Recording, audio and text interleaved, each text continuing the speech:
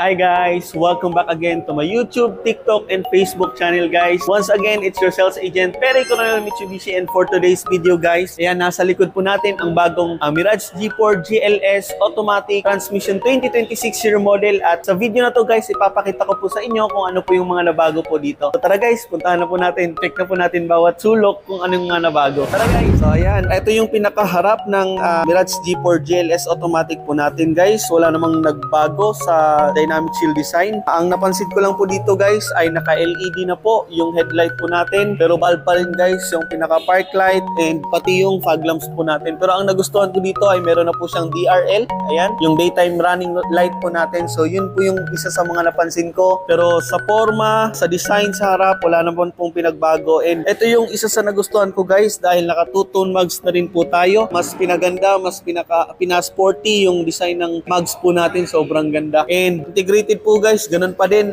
yung turning signal light natin, nandito pa rin siya. And syempre guys, pasok tayo sa loob. Ayan, sa harap guys, wala naman pong pinagbago, ganun pa rin naman, sobrang ganda, naka leather wrap na po tayo with thumb rest, then 3-spoke po yung ginamit na steering wheel natin. Sa transmission, CVT pa rin naman, so same pa din. Pasok tayo guys, tingnan natin yung second row. Ayan, sa second row naman po guys, ayan, bumugan po sa atin kagad guys yung armrest natin with 2 cup holder. And ayun, same thing pa din. Naging tatlo na po yung headrest po natin dito. So grabe, sobrang ganda. Ayan, tignan po natin yung trunk, tapos yung reserva, nandito po kasi nakalagay. I-check po natin. Ayan, ito na po.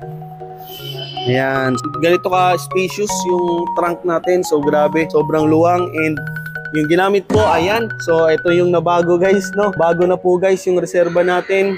So marami kasing nagsasabi na yung reserva natin parang gulong daw po ng motor, pero hindi po.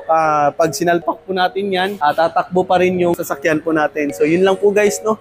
So sa likod, bago na rin po guys yung design po natin sa likod, na LED na po yung pinaka-tail light po natin. Bulb po yung signal lamp and park light po. So yun po yung pinaka-design na meron po tayo. And dito naman po tayo guys sa passenger side. Check natin.